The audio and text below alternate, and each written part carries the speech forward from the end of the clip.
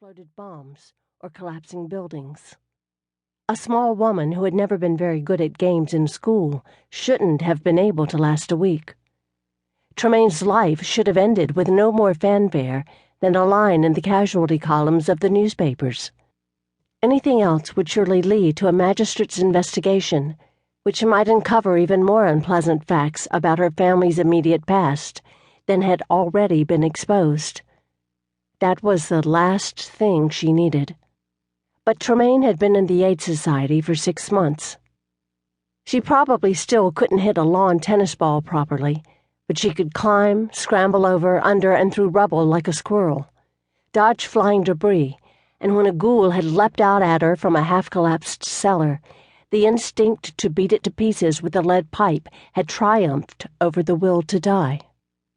But after 6 months of near-death but never quite experiences, her supervisor had told her she was due a month's leave before she could enlist for another term. Tremaine had protested with a patriotic fervor that her old friends in the theater would have admired, those who were still alive anyway. But she had given in when she had seen the look in the woman's eye. The supervisor was the Duchess of Duncanny, used to managing estates on a grand scale, and she had been trained as a hospital nurse early in the war.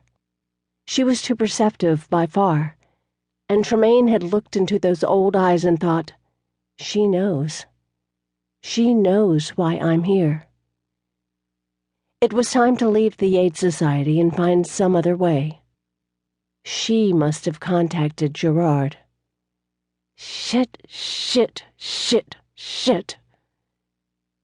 Wincing, Tremaine turned to the heavy key and drew the bolts.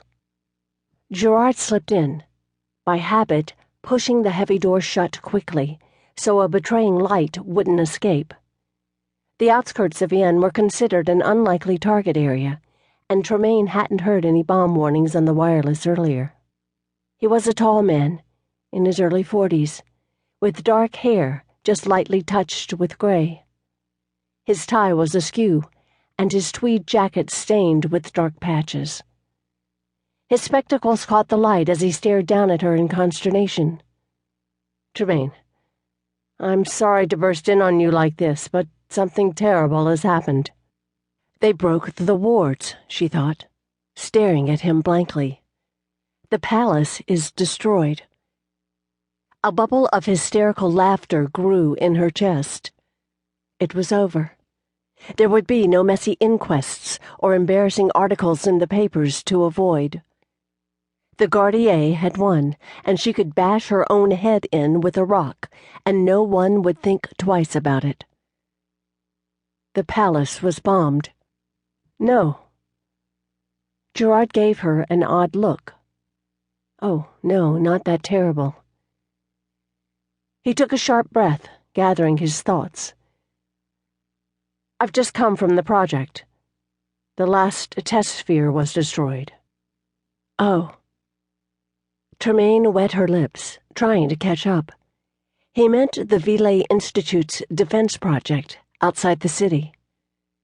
She gathered the blanket around her and fumbled the large book into a more comfortable grip, trailing Gerard further into the hall.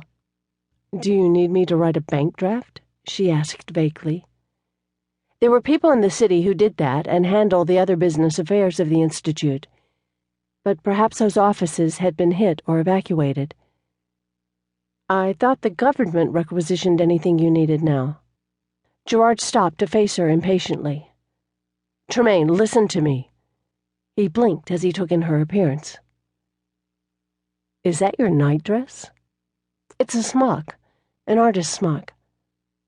Most of Tremaine's clothes were worn out. The couturier she had patronized had closed down and left the city, and she hadn't had time or inclination to stand in the lines at the stores for months. Never mind. Now, what's happened?" "The sphere we were using for the experiment was destroyed," Gerard explained. "The Riordan prototype of the Ville sphere, the last one we had." That time she understood him. Was destroyed?